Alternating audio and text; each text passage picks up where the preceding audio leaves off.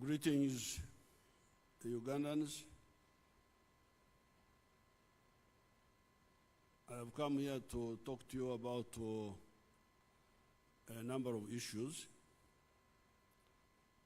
I want to start with the issue of some killings. We still have pigs who like killing people.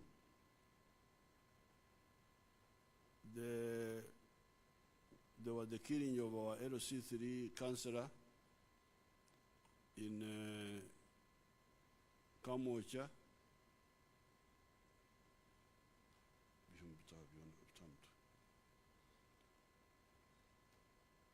Then there was the killing of the student.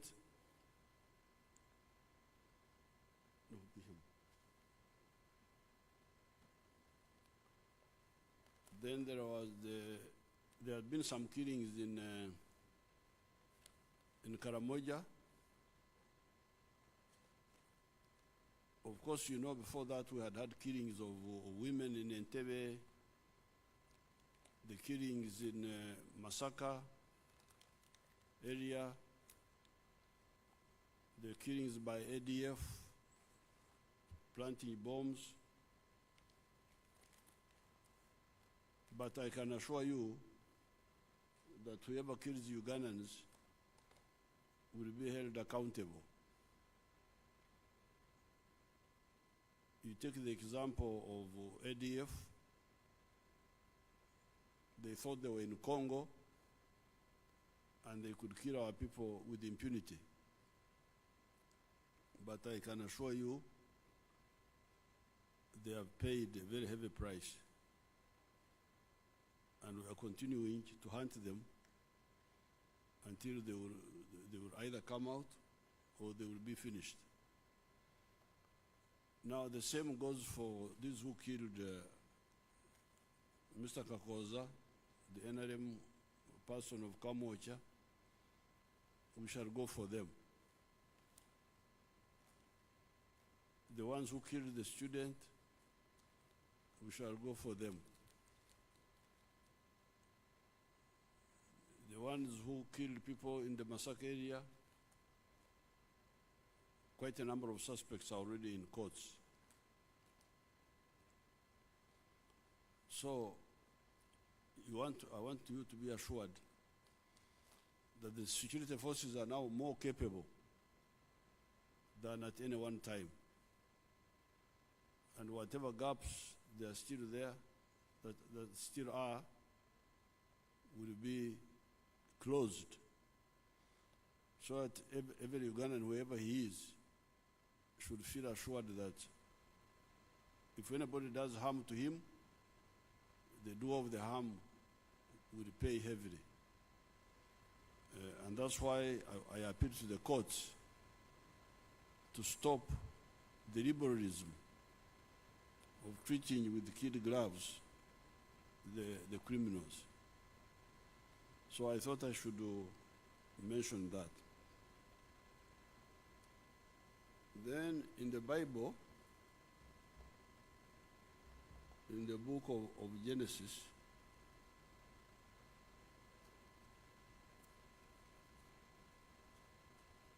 chapter 11.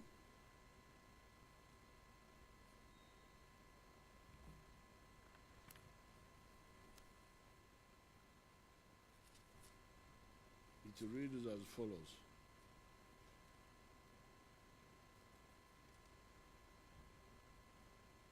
This is chapter 11.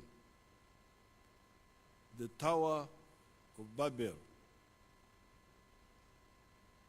Now the whole earth had one language and one speech. And it came to pass, as they journeyed from the east, that they found a plain in the land of Shinar, and they dwelt there. Then they said to one another, "Come, let us make bricks and bake them thoroughly." They had brick for stone, and they had asphalt for mortar.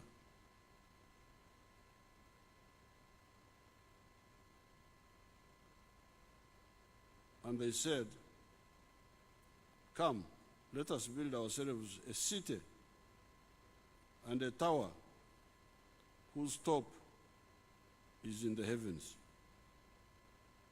Let us make a name for ourselves, lest we be scattered abroad over the face of the whole earth." But the Lord came down to see the city and the tower which the sons of men had built. And the Lord said, "Indeed, the people are one, and they all have one language. And this is what they begin to do." Omwenkanonkano. Try to be like God. The Muganda calls it omwenkanonkano. Omweringanzo. The Wanyankore call it.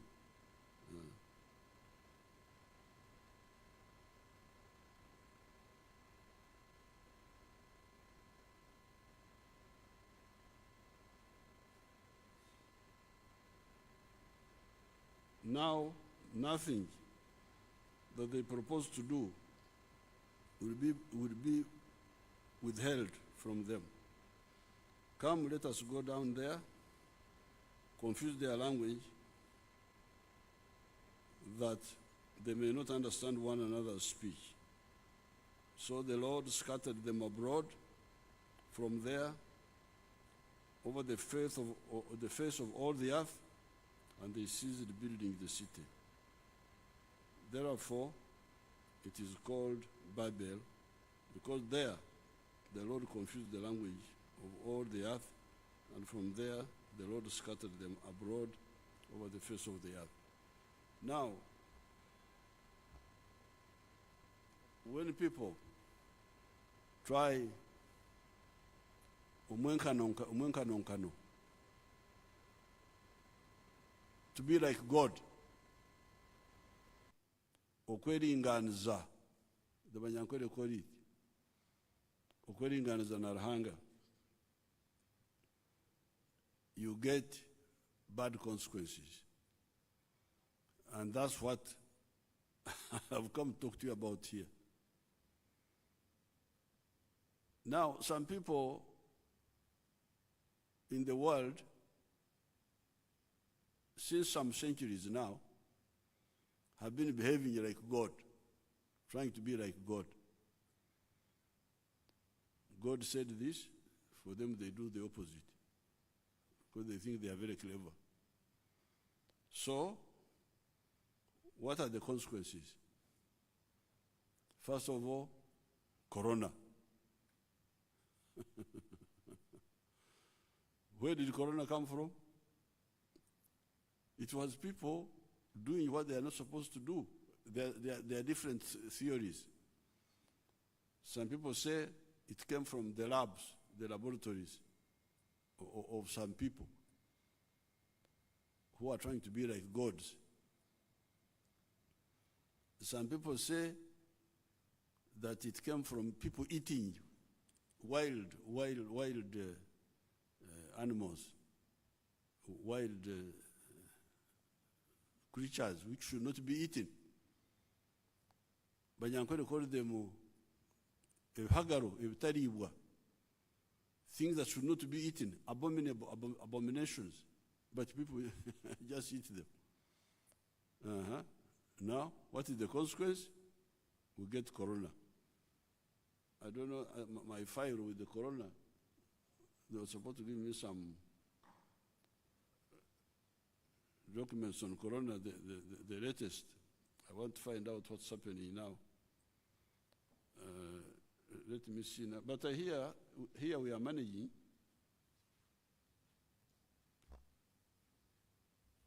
Here we are managing. Watch. Just calm down. Here we are managing that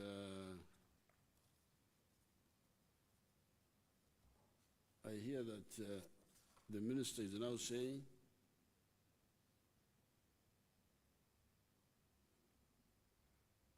the minister is telling me that in the whole world, since Corona started about 2 years ago, 561 million people, badan, obukadde bikumi bitano munkaga mukamu have been attacked by Corona, have been infected. The death, 6 million. 6.3 million.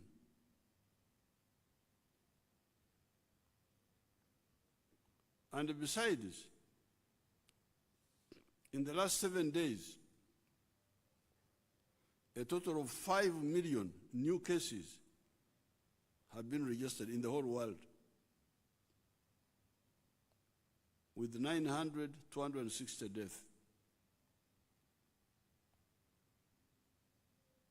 By 10th July, the country is reporting the highest number of new cases per week were France,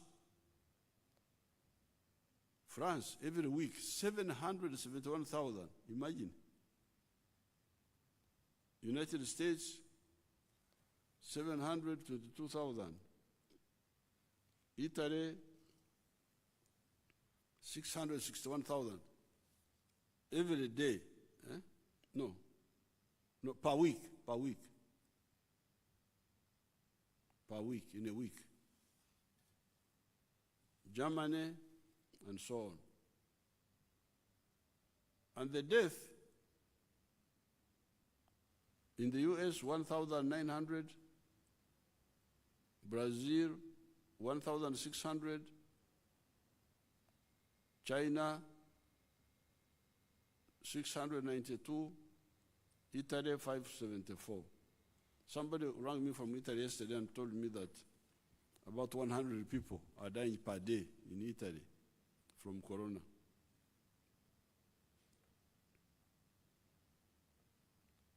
In the African region, Kenya, in 1 week, 745 cases, Rwanda 172, Uganda 368, South Africa 1,700. The situation in Uganda, because you listened to my advice, to the advice of our technical team, I wouldn't say my advice, actually, because I was being guided by the technical team, we managed to control the corona.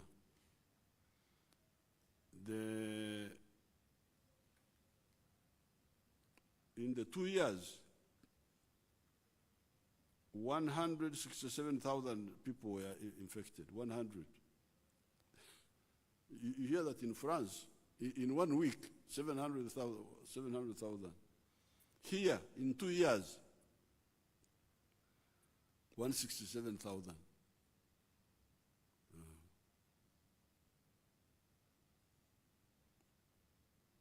Buli muntu yena kyasiga kyakungula. Buli muntu wena kyava nikyajesha. Whatever man sows, that's what he reaps. Because here, I told you very frankly that if we are not strict, people will die. And you have seen what has happened. And the total number of people who died in all these 2 years in Uganda, 3,626. These are people who are dying in one week in some of the places.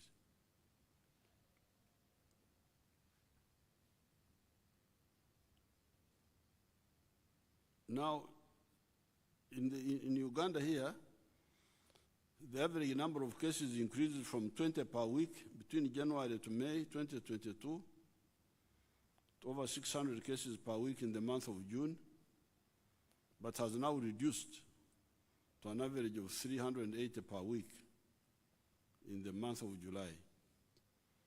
Furthermore, the positivity rate steadily increased from 1% during January to May to an average of 3.3%. During the month of June, the country registered 25 deaths, most of whom were not vaccinated or if they were vaccinated but not boosted. All the deaths, irrespective of age, had associated comorbidities, which include hypertension, diabetes, heart disease, and cancer. In the last 1 week, positive cases have been reported from 24 districts. And the leading districts were Kampala, Wakiso, and Mbende, with more than 30 cases each. Districts with cases between 11 and 30 per week included Mbarara, Mtoma, Kisoro, Bundubujo, Kamwenje, and Bunyangabo. The rest of the districts have cases below 10 per week. I'm also informed that most of the cases are mild to moderate and do not require admission. However, the severe and critical cases that are admitted frequently progress to death. By yesterday, there were only 3 cases in admission, 2 in Mulago and 1 in Masaka. As I have indicated above, the positivity rate, the measure used to track the extent of transmission of the virus in the community, has remained below 5%. This means the country has averted the 4th wave because of our strong efforts to contain the epidemic through the vaccination and adherence to SOPs. Countrymen, you recall that in March 2021, we rolled out vaccination against COVID-19 as one of the major measures to provide additional protection against this virus. The COVID-19 vaccination contributes to the reduction of severe disease and death, which has been our major goal from the outset. As of today, the country has cumulatively received 47 million doses of assorted vaccines. Of these, 15.8 million are the Johnson & Johnson single-dose vaccines, while the rest, 31 million, are 2-dose vaccines. So the 31 million can vaccinate another 15 million. 15 million. The vaccines include those procured by the government, bought by the government of Uganda, and those received as donations. The country has made some progress in vaccinating the population over 18 years, estimated at 22 million, against COVID-19. As of the 17th of July 2022, a total of 18 million had received at least 1 dose of any of the vaccines, and 12 million were fully vaccinated. A total of 361,000 people had received booster doses. My attention has been drawn to the 5.9 million that are partially vaccinated. and the 4.6 million, 4.6 million Ugandans over the 18 years of age who have not received any vaccine at all. 4.6 million have not received any vaccine. They have refused to go. 5.9 million are partially vaccinated. Only one dose. 4.6 million not vaccinated at all, and yet they should be vaccinated because they are above the age of 18. Despite the efforts by the government to bring vaccines closer to the people through mass vaccination campaigns, outreaches, and placing vaccines at all health center 3s and above, it is unfortunate to see that 5.9 million people have only received one dose, while 4.6 million have not got any vaccine at all. Kata would call it tutya.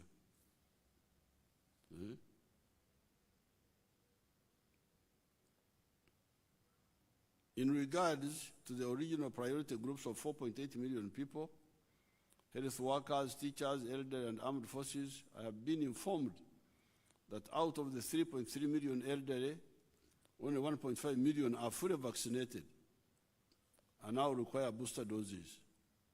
Science has told us that unlike many other vaccines, the protection offered by COVID-19 vaccines reduces with time, especially after 6 to 8 months. This is the reason we advise people who completed the full vaccination to take a booster dose after 6 to 8 months. I am aware that the low uptake of vaccines and booster doses is due to fear and misinformation among the general public. I therefore direct the Right Honourable Prime Minister to work out a schedule for all ministers to go and sensitize the population as we did for the parish development model. I now call upon all Ugandans to embrace the COVID-19 vaccination to avoid unnecessary death and exorbitant costs of treatment in private health facilities that we witnessed in 2021.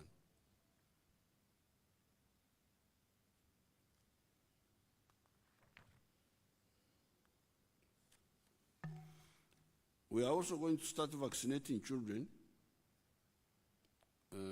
because some of the children have contracted corona, 14,000 of them, and even 7 of them died. 7 of them died, the children of 5 to 17. That is why it is important to get these children vaccinated, but with the consent of parents.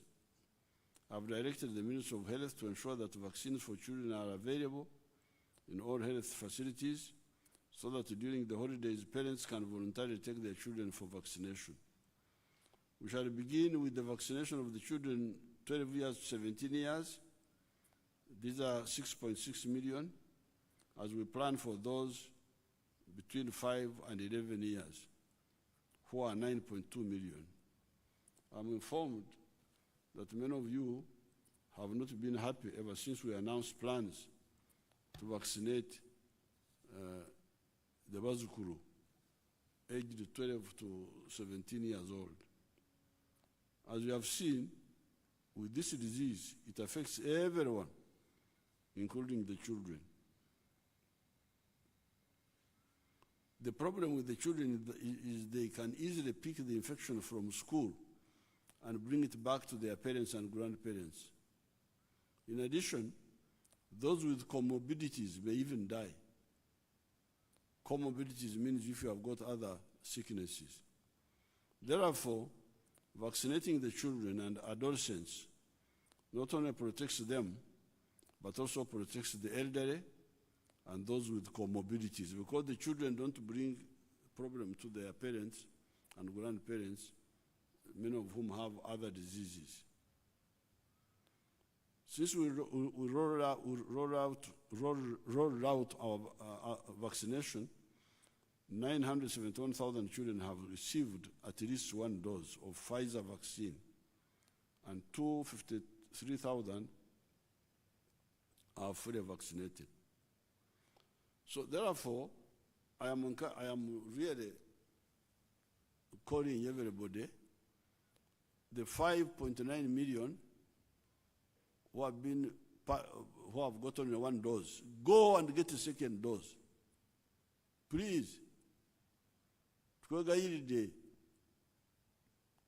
genda bakugema omulundi ogwokubiri. The 4.6 million youth, the ones above 18, who have never got even a single dose, please go. And then now we start with the children now. I was in Kigali for the Commonwealth, and in the Commonwealth spirit, I almost got corona for myself. Because I was sitting with in the main meeting, I was very careful. I put on my mask. But when we went to the smaller meeting, I relaxed a bit. I removed the mask. And I was sitting with Boris Johnson here, the Prime Minister of Britain, and a man from Tuvalu. Tuvalu is a small island of 12,000 people. And the man had corona. And I sat with him for almost 1.5 hours. So when I came back, I went to Tungamo, our home there, and I self-isolated myself. They did the rapid test first, then the other one. Then I quarantined myself for, I think, like 4 or 5 days. They did the test. I had no problem. So it could be that this vaccination, because I definitely was sitting near this man, and he even spoke. He didn't cough. I didn't hear him coughing, but he spoke as part of the contribution before we knew that he had corona. But you find I was not affected. Why? For me, I think it was because of the vaccine, the vaccinations I had. That's what I think. Mom and my children, my girls, think it was God who did this and that and that. But barugerada bajajjaffe barugerada nti lubaale mbeera nembera okwotadde. God helps those who help themselves. So therefore, please get vaccinated. So corona came from omwenkanonkano, omweringanizo. Human beings trying to be like God. And you see how much trouble it has given us. We are now trying to see how to get out. And I told you very frankly how it can be done, and we did it. We did it. I don't know whether there's any country in the world which performed better than Uganda in handling this issue. Now, omwenkanonkano, climate change.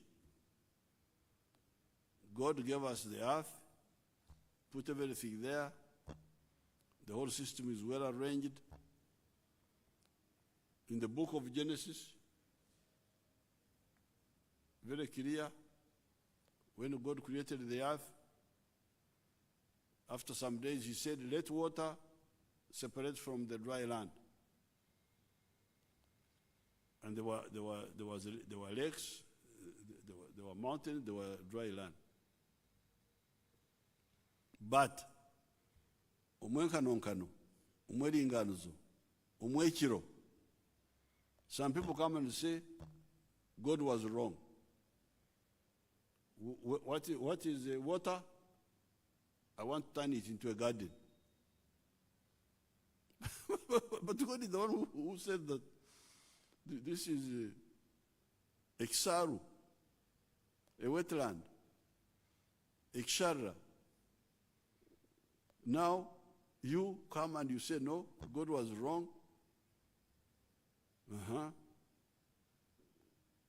Then the use of substances which are not well checked, like the use of fossil fuels, the petroleum and all that, they generate carbon dioxide, which increases in the atmosphere. Because in 1961, when I was doing my chemistry at Ntare, I was told clearly nitrogen, I think, is 78% of the atmosphere,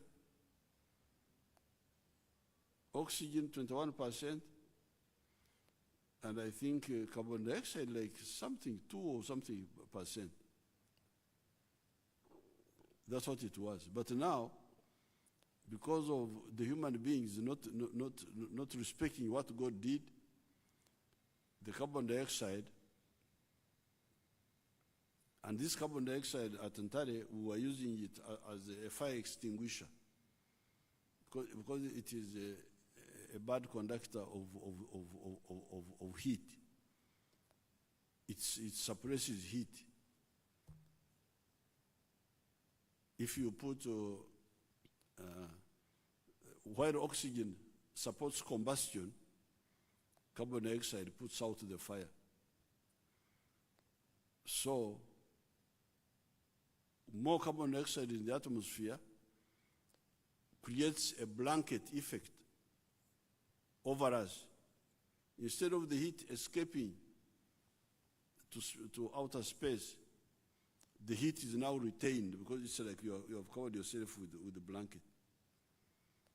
Now, this global warming, you have seen what's happening in Europe. I didn't come with the pictures here. If you had those pictures, you could show them to these Ugandans, what I've been seeing on other television, the fires in Spain, in France, in England, London, fires. If you can manage to put them here so that they see them, the fires, those countries are on fire now, caused by the temperature in London reached 42 degrees. Kampala here has never even had 35. But London reached 42 the 2 days ago. It's so hot. All caused by what? Omwenkano. Omwechiru. People trying to be like God, not respecting what God has done. Now, because of that, the Banyankole say, when it is already morning, then you try to cover yourself to get warm. But you were you should have covered yourself in the early part of the night so that you sleep well. Now, these people, recently they went to a conference. I didn't go because of this corona. I refused. They wanted me to go. It was in Scotland. They said, now we must get rid of what they call the fossil fuels. Get rid of petroleum, diesel, as fuel for vehicles,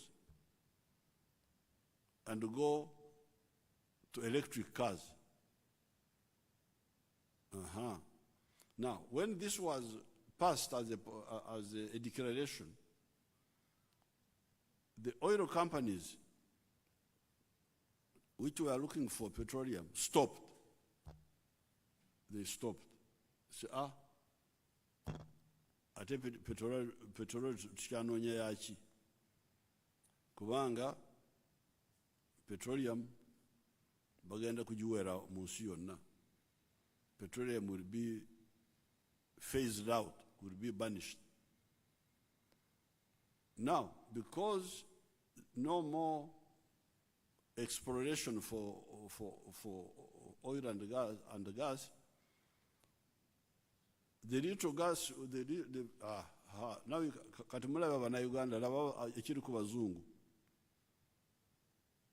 Mulabe ekiri ku bazungu. Ensi zonna z'abazungu kati ziri mu murro. Spain, France, Portugal, United States, UK. Buli muntu yena kikyasiga kikyakungula. So, because of the fear, trying to okwebika obudde bukedde, to trying okwesha obudde bwasesere, to cover yourself when it is already morning, they now say we phase out petroleum for cars in the next, I don't remember what they said, was it how many years? They said something about, these fellows can give you more details, the Wanyumusis, the timetable which they put. Now, because of that, no more exploration. Now, because of no more exploration, the petroleum which is there now started becoming very expensive. Even before the war in Ukraine, petroleum price had gone to $80 a barrel. And it is not likely to go down because of this fear. Of this fear that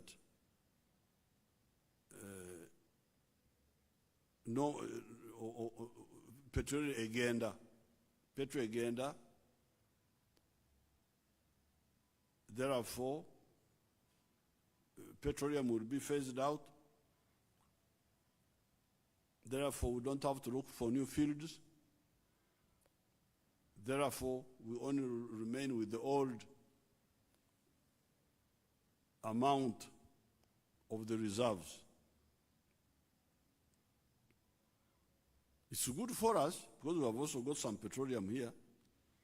When it starts coming out, we are going to get quite a lot of money.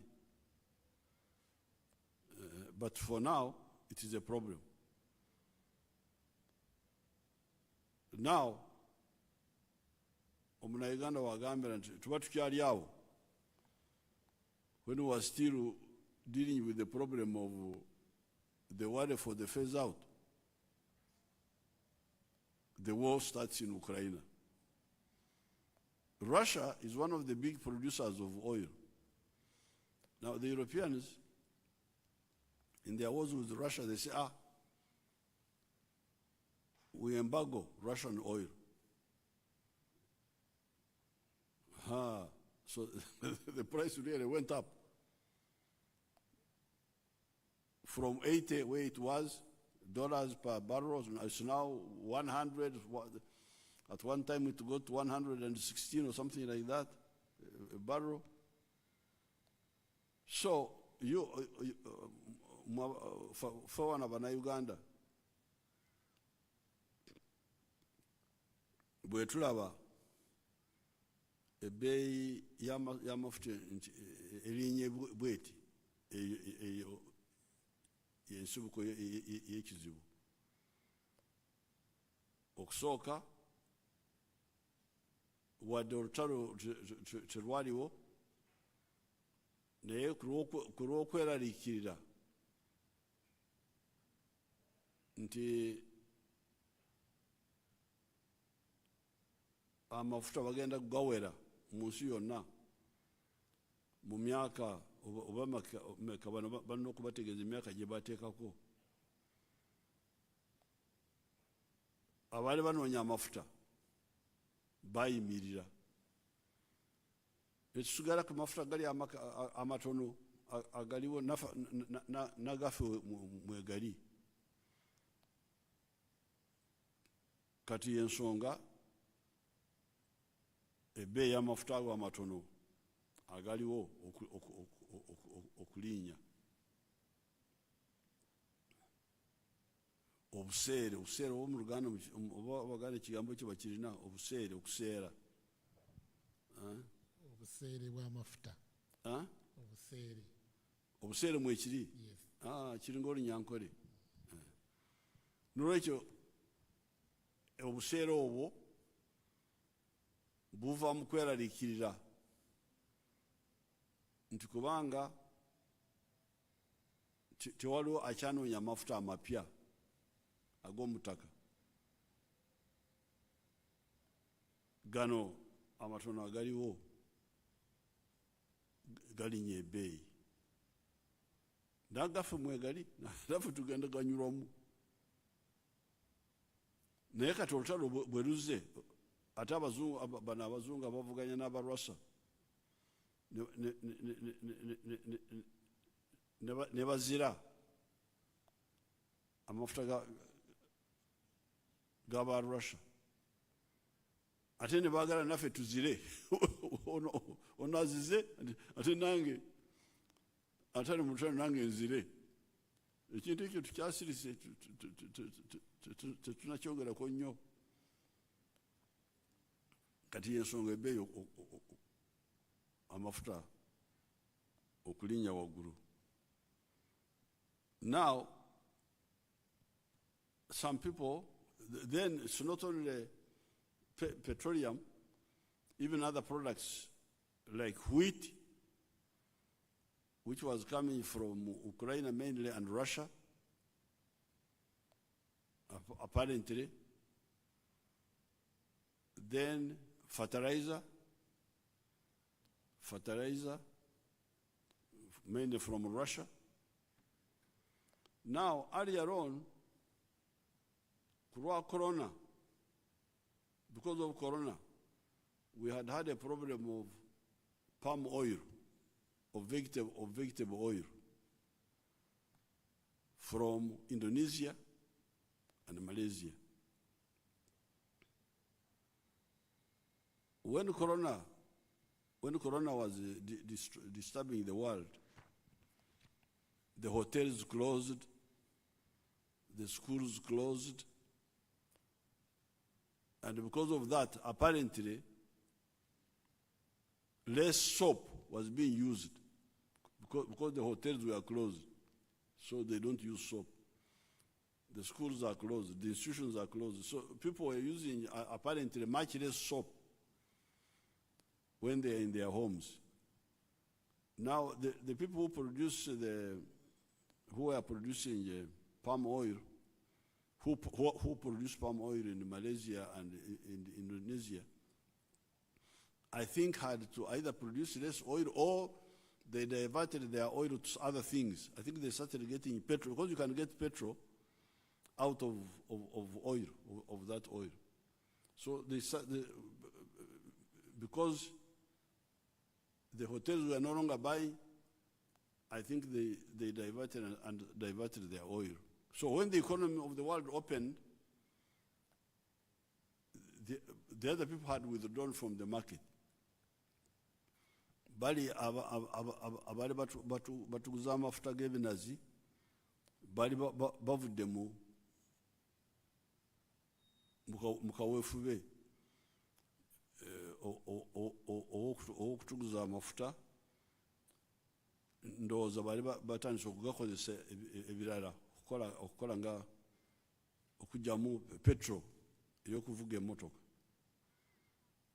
So that shortage was also there, the one of soap. Now, with all these problems, then the people started having different ideas. The usual ideas, simple ideas.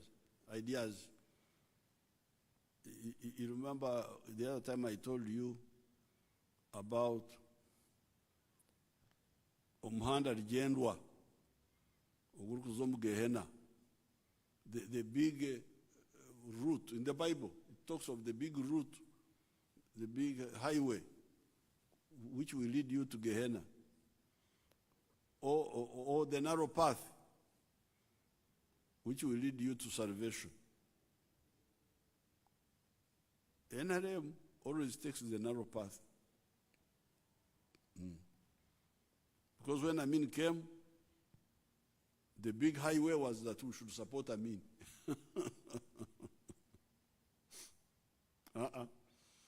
For us, we said, no. Akakuba akafunda. Akahanda akafunzire. The narrow path of difficulties of what? Is the one which will lead to salvation. The same with 1981 when we had to fight Museveni. When this corona came, again we took the narrow path.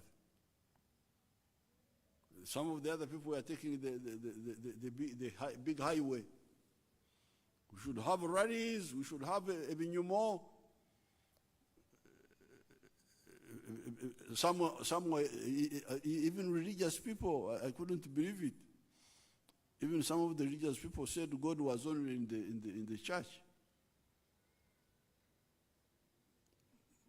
That was against my, because when I, in 1957, when I had to reaffirm my Christianity by studying for the confirmation, I was told that no,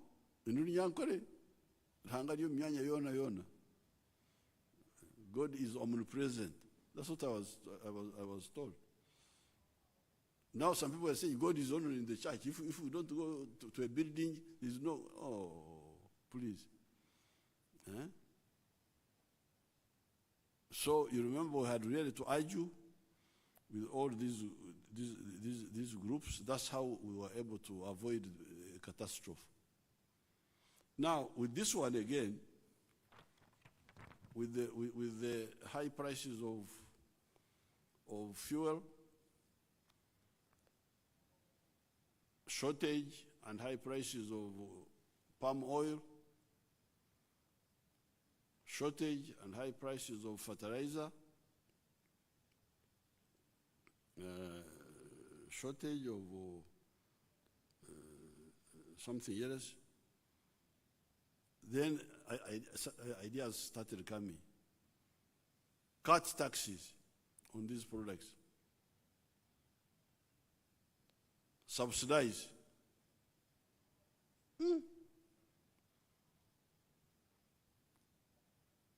But do you know that there's a difference between obusere nebula lyebintu?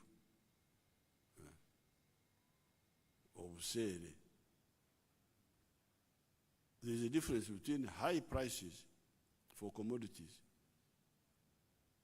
and shortage of commodities. Commodities are not there.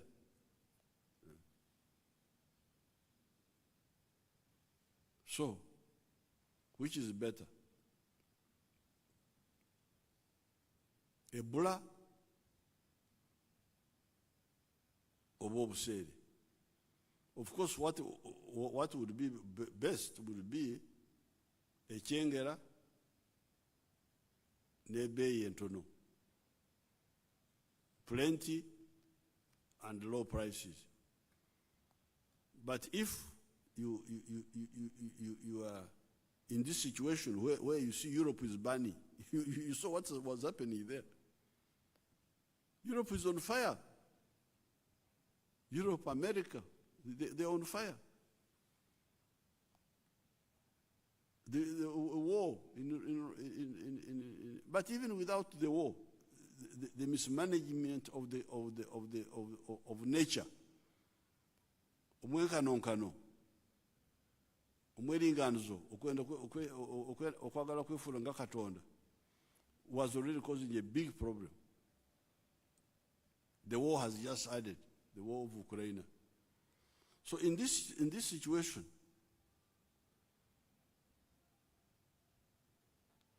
the biggest problem, the biggest danger you have, you can no longer have a chengera now. Plenty. You can no longer have plenty. To think that you can have plenty in this type of situation is what the Banyankole say.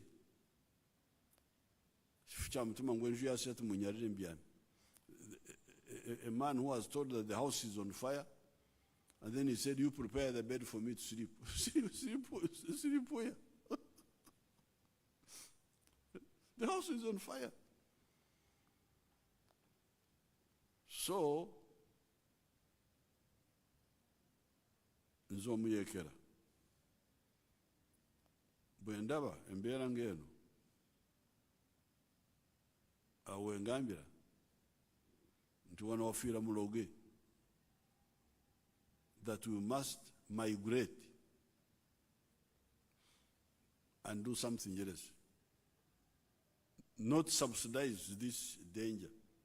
Because when you subsidize,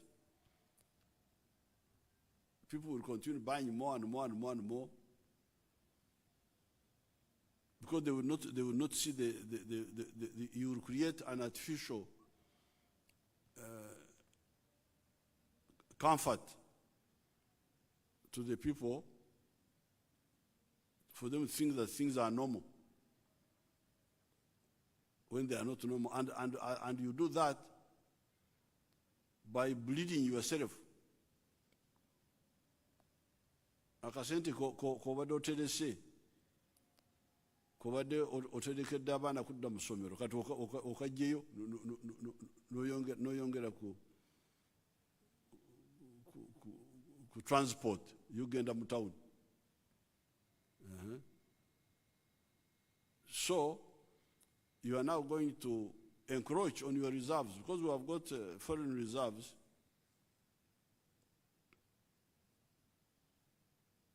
Our reserves have been good. In the past, it used to be about $3 billion, but now they are more than $4 billion.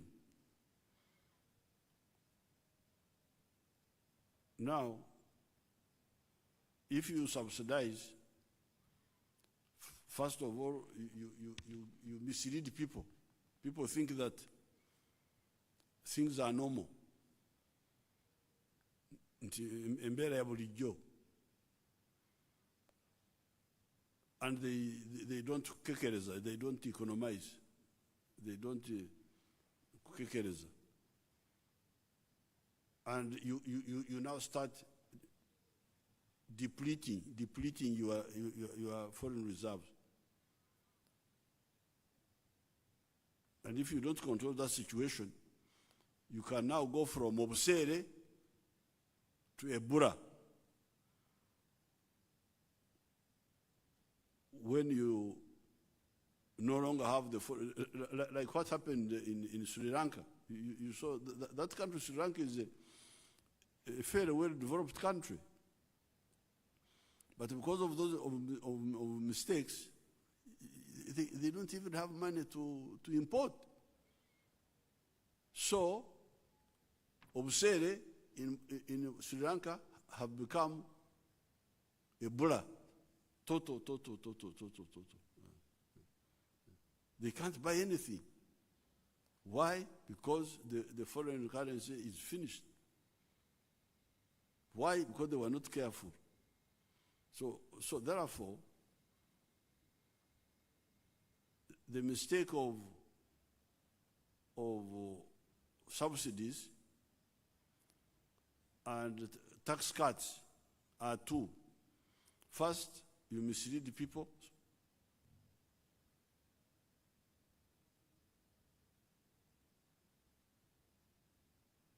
They don't know that the situation is bad, and they need to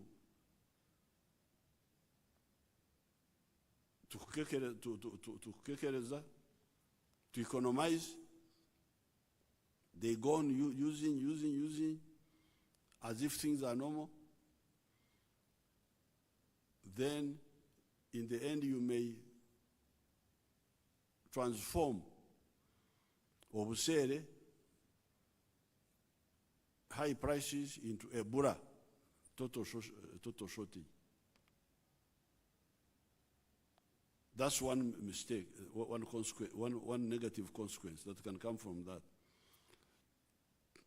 But the other one, like the one of cutting taxes, because these taxes are in order to develop. The taxes are in order to develop. We want to make new roads. We want to make new products, new projects. Now, instead of, now because of that, those projects are stopped. The money is put in cham, just eating, okulia, okuvuga, motoka, abagenda wano, abagenda wali. The tarmac road from Rusarira to Kawamba to Nkonge to Ntutsi to Zimbabwe, tugireke esente tuziteke mu kukwatirako abagala kugula more petrol, abagala kugula petroli yokuvuga emotoka. That's not a correct way. So what is my answer? Especially because in all this, on the side of palm oil, we had started, but it was because of empaka, because of people who always interfere with us, that we had not become totally self-sufficient in palm oil. But we started with the Karangara project. And we had long planned for Buvuma, for Sangobe, but because of the Empaka, because of Ukuskanga no Mugwa, struggling, people opposing what is good. This situation found us halfway. But we are now moving, and I can ask these people to show you the palm oil on, for instance, in Maruzi Ranch, Tulage, if it is there, show us the palm oil, the new plantations in Maruzi. That's Maruzi now. Got palm oil. Then if you can show us Karangara, the old ones, if you have them, show us. So palm oil, instead of instead of the money being put into subsidizing the present mistake, because this is a mistake. We are in a situation of mistake of that is Karangara. We are now in a situation of mistake. Now to spend our money there on ebinatera okuvao, things which will no longer be there in 20 years' time. We would rather put the money to go to a new way, a safer way. That is therefore, we are building more capacity for our own Buto, Yebinazi, Sangobe, Buvuma. We are going to be not only self-sufficient, but even some people are growing a lot of sunflower and other seed and other oil seeds. So that is our answer. More of that. On the issue of the fertilizers, our project in Sukuru Hill, Tororo, will answer, and also the Lekarbat. the gas, the nitrogen, will solve that problem of fertilizers. And then the other big problem now, so that one now leaves fuel. Now this fuel, petroleum, even when the war in Ukraine ends, is likely to remain high. Even our own petrol, when we start getting it here, we cannot sell it cheaper than the world price. We shall have to sell it at the price of the world price minus the transport costs, because this one will be near here. So it will be a bit cheaper because of removing the transport costs, but it will still be higher than it was in the past. So the correct way is to start moving away from petrol to electric cars. And we have already started. And the railway, because there are two ways you get from petrol. That is our car. That is Kira bus, made here in Uganda. That bus there is electric. We had planned this not because of oil crisis, no. we had planned it because we want to modernize Uganda. But fortunately now,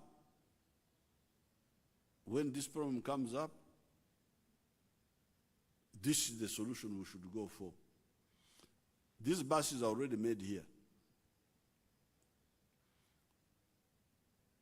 The engineers have told me they need 20 billion to make more buses, 20 billion shillings to make more. They have already made those ones, you see them. That one is now being used to transport CAA staff, civil aviation staff.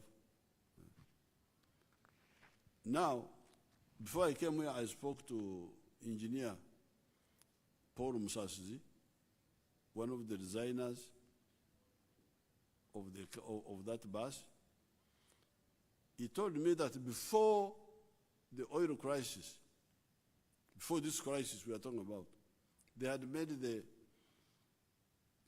Chivaro, the comparison.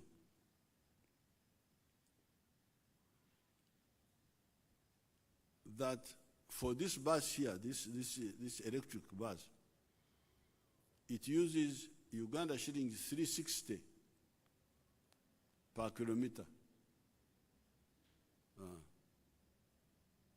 The other one, the one of diesel, was using 1,600 shillings per kilometer. 5 times more expensive than this one. Before the oil, so they have not made the calculation now with the oil Yoweri. So the correct way, if we have money, instead of spending it on subsidizing mistakes, we would rather use it to get out of the mistakes. Wano wafira muloge, tusenguke, tugende. Awasinga obulungi, ate awana abeerawo olubeerera. Because electric vehicles are cleaner, they don't have pollution, they are cheaper. Apparently they have got less maintenance costs. That's what I hear. So that is for the bus, but we need now also to deal with the other ones. I will tell Marimunsi to bring these engineers here on the TV and they explain to you what do we do with the trucks, with the what, with the motorcycles,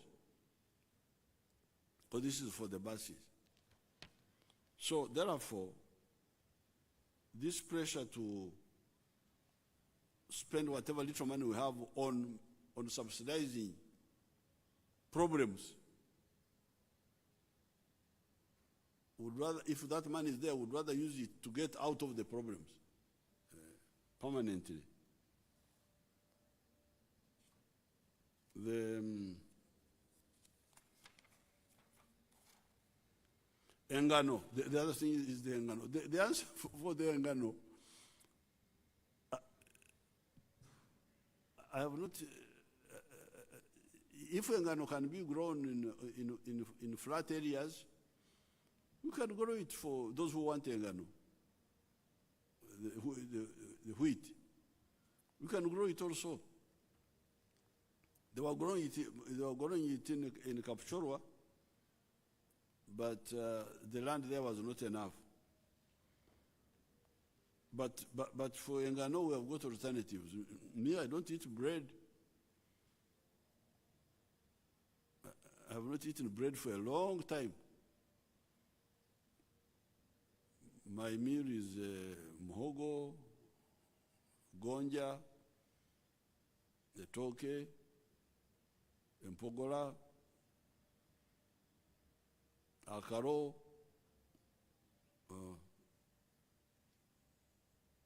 That's why I'm going to be 78 very soon. But if you want football here, you will see how we can sort it out.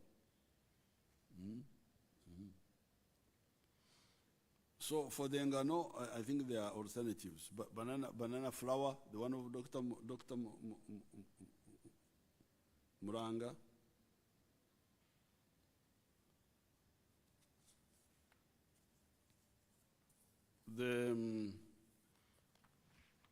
Now on the foods, apart from the climate change, which affected fuel, then the war, which made it worse, and then the fuel is the one which goes into all other products, because we are transporting matoke using petrol or diesel. We are transporting, so you find matoke also becomes expensive because the carrier is expensive.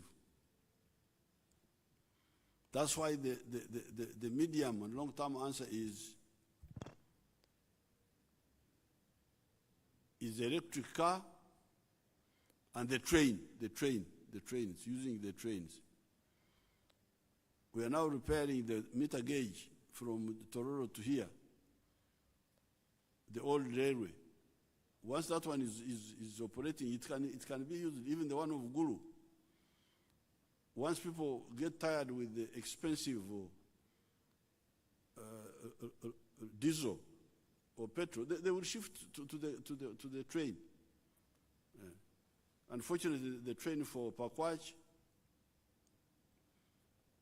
Gulu, all the way to Tororo is there. They are repairing it. The one from Tororo to here is there. They are repairing it. So it's better we put emphasis on that so that we start using the train for cargo. For cargo, even passengers. So that we spend less on this expensive. The only long-term problem may be Kasese, because the line was vandalized. We shall have to build a totally new one there. Now, on top of the climate change, which causes the original problem of oil being expensive, the war in Ukraine, now we have been having a problem of bad weather here in Uganda. The rain was not so good. So some of the harvests, like the maize, we had hit about 5 million tons, but I think this season we may end up with about 3 million tons.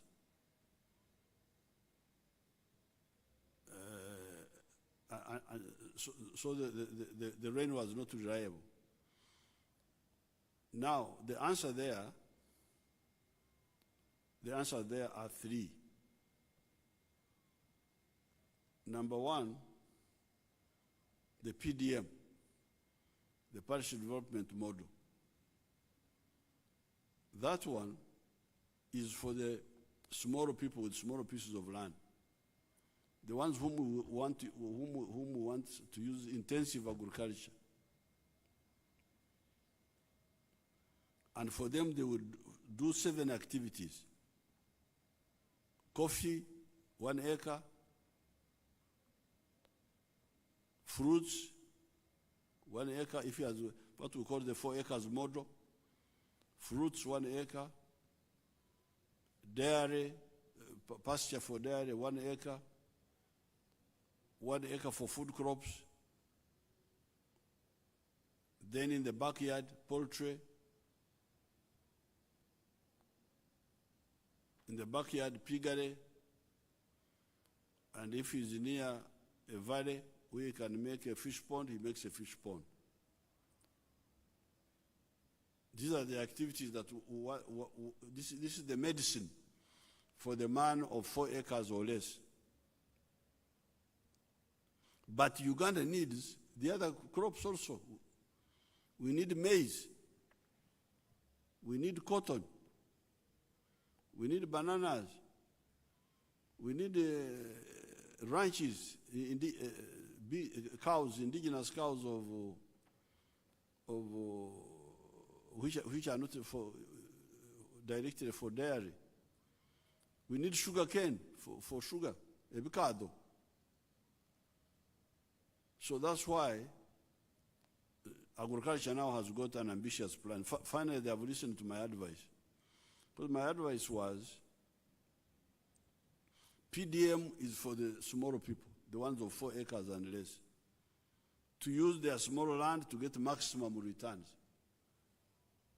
But you cannot do poultry without maize, which is from which we get animal feed. So who will grow the maize? Because the maize is not very profitable if you grow it on a small scale. It only makes money when you do it on a big scale. So, I've been talking for a long time. You people, you get the rich farmers, the big farmers. Even me, I can grow maize for you if you want. But we need to be organized. Now, agriculture finally has come out. I saw a document the other day that they are going to mobilize prisons, mobilize the army, NEC. Prisons is already producing on a big scale, but they can do more. I don't know whether there are some figures. Where are the other documents?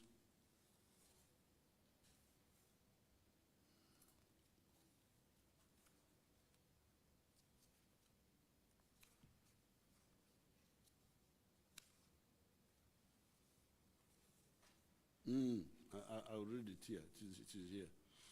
The prisons was already doing something. They are going to do now much more. And then the big farmers. So, and then this will use now irrigation. Not just producing maize and these big crops which are not for the PDM. The PDM, they can even use handheld irrigation because the land is small. Instead of the crops dry, you can go to the garden and you get water and you irrigate.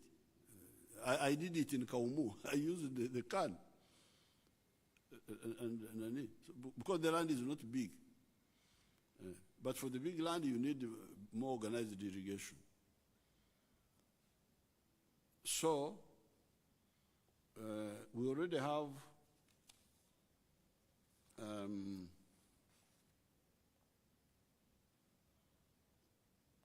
we already have 9,000 hectares irrigated. Wadirai, 400 hectares. Mobuku 1, Mobuku 2, Kasese, 2,000 hectares. Ngenge, Kwen, 880 hectares. Doho Butareja, 384 hectares. Rwengaju, Kawarore, 152 hectares. Agoro, Kitgum, 600 hectares. Olwenyi, Ilira, 1,016 hectares. Tochi, Oyam, 550 hectares. Achomai, Bukedia, 2,584 hectares. Atarai, Kwen, 680 hectares. But this is now for the area irrigation. But we are also promoting aggressively micro irrigation. Like me on my lands, my daughter who is in charge there, Diana, she has already put solar powered pumps and she's watering the cows using those solar powered pumps. That same system can also be used for irrigation. You can pump water using solar pump up to a high ground and then you irrigate. So the rich farmers are going to be helped to do that on their own, not to wait for these centrally controlled government programs, irrigation schemes. And I can see here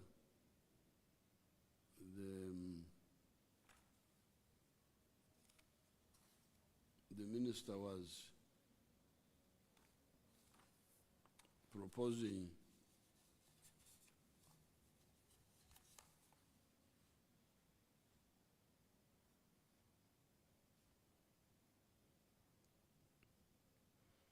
Uganda prisons is currently cultivating 9,000 acres. They are going to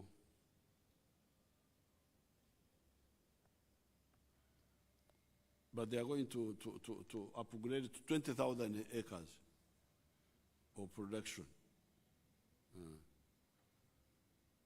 The National Enterprise Corporation will do 2 square miles.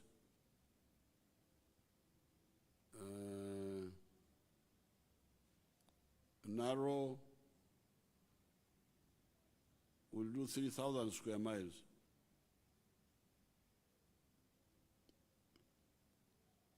Then big farmers in northern Uganda will do 100,000 acres. So you are going to have almost 200,000 acres of large-scale production. This did not include the sugar groups. They were talking about maize and so on, but the sugar were not included. So we are really gearing up to produce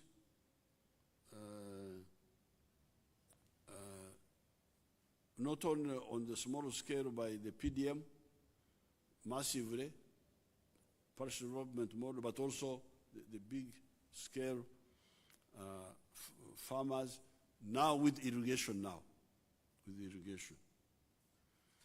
So therefore, this is the way forward. Instead of saying that we should spend money on these existing problems, we should survive there by kukekereza, then we migrate to better solutions. Now, finally, ebigambo bisatu: obulimba, obunyunyusi, obutalengera. 3 words: lies, parasitism, and not seeing far, not having vision. We had a big argument about producing roasted coffee, ground coffee, and package it, packed here in Uganda. There were debates in Parliament which were people were just telling lies. And those who are telling lies are the banyunyusi, the parasites.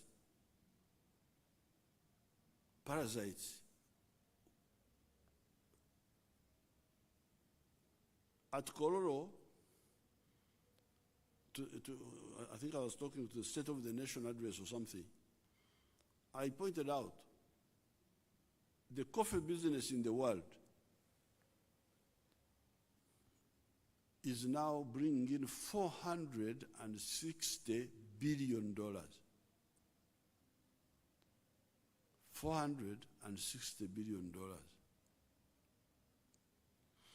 The coffee producing countries in the world, the whole world, which are in Asia, Vietnam, Africa, like Uganda. Uganda is the biggest in Africa, and South America. Out of the 460 billion, they take away only $27 billion. The remaining more than 400 billion, 440 billion, 430 billion is taken by the developed countries. This is not acceptable. And Africa, of the 460 billion, Africa takes 2.5 billion. How can this be? And the answer is very simple.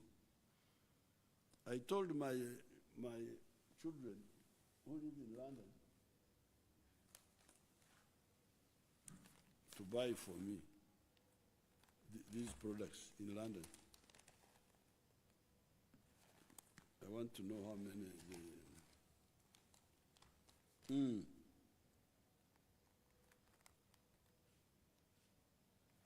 This is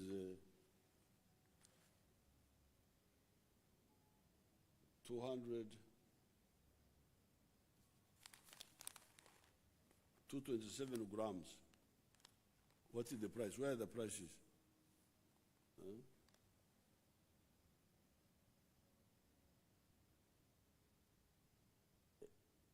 Anyway, the prices are not clear here. This is from Kenya. This one is how many? 227 grams also. They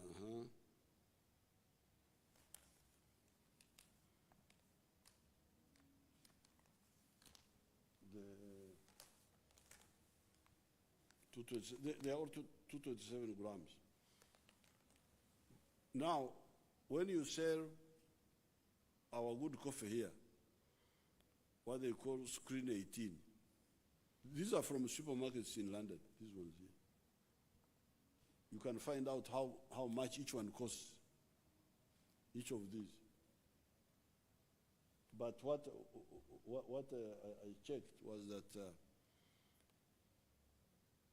when you take 1 kilo of cassé, of the coffee where you have removed the husks, when you roast it, it shrinks, becomes 700 grams.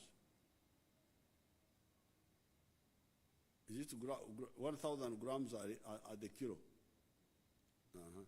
So it is 1,000 grams. When you roast it, it becomes 700.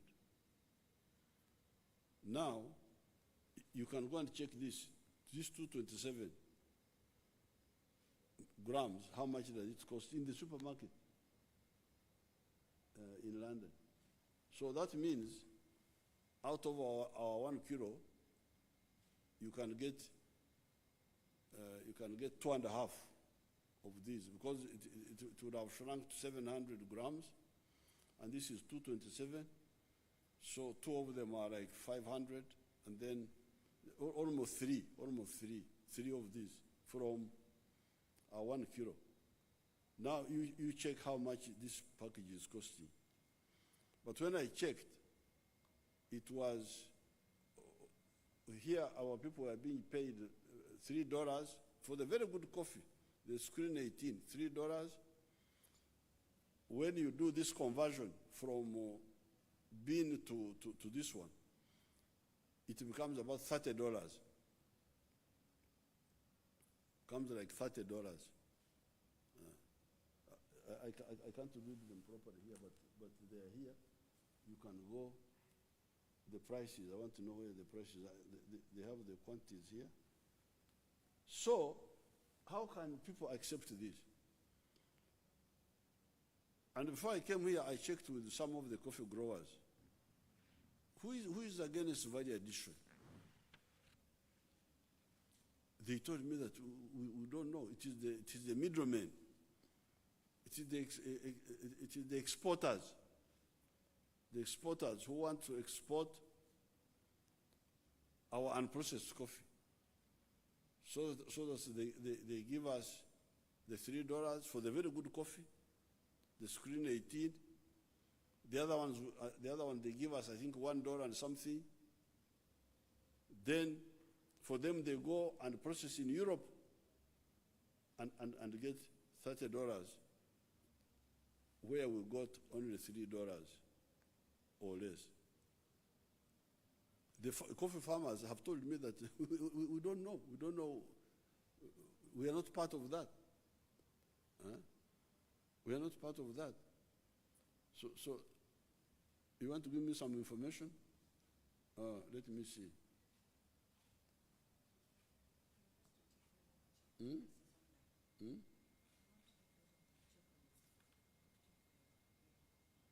Okay, you can check.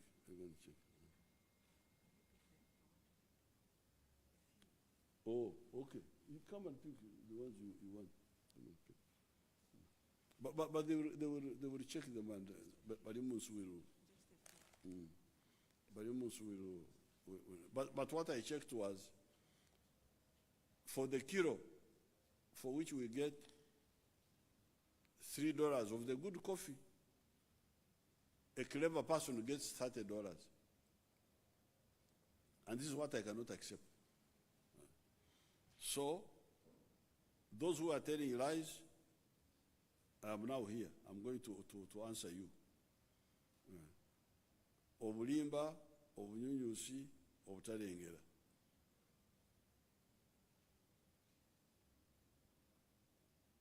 So, with these few words, I think everything has been covered. This is the bus, the electric bus. This is the answer. Buses, electric motorcycles.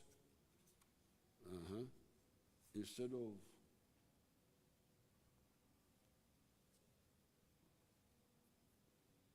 is at the bottom of the bottle. The bottle here.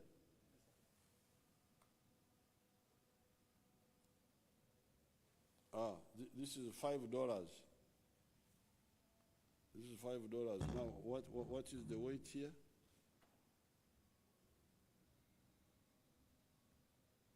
$200 grams. This is 200 grams. 200 grams.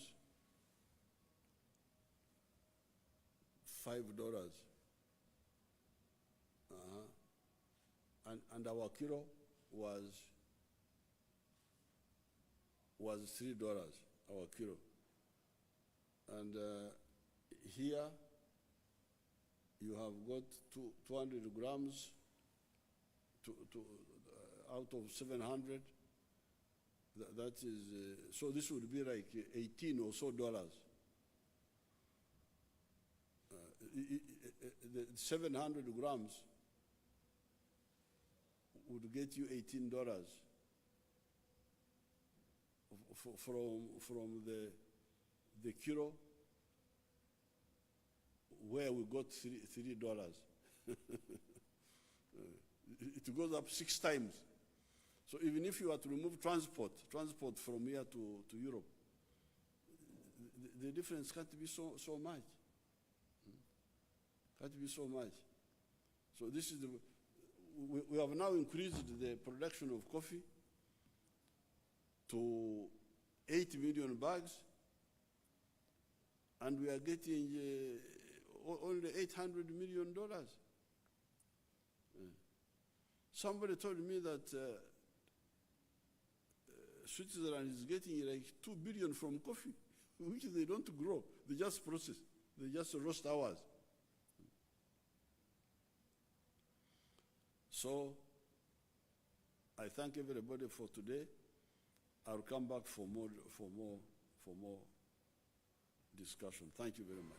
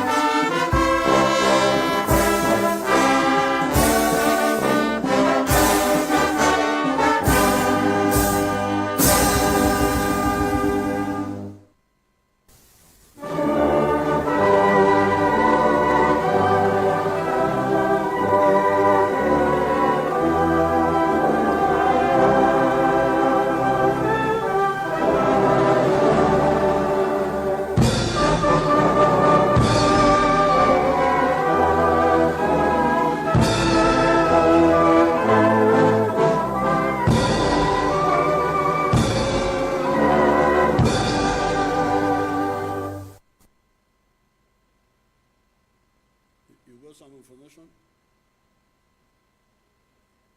Huh?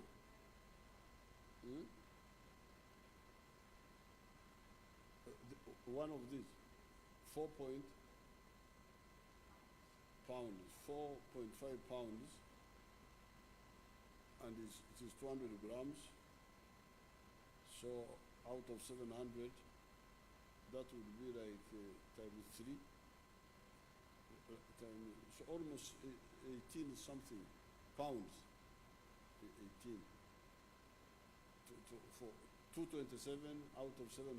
Because when you roast a kilo, it shrinks. Instead of 1,000, it is 700. So you say one of them is 4.5 pounds, and at one time the pound was a bit more than the dollar, but now when it was,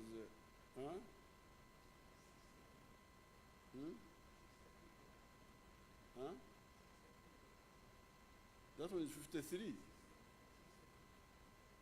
56. 63. $63. Dollars. And that's how many grams? Hmm? Hmm? So you go and get the facts and you educate the people. I donate this to Bayumus. You give all the donations to Bayumus. No, no, come and take all of them. Don't keep anything. They are all given free of charge to Bayumus. So that he can go and fight the war. Okay, thank you so much.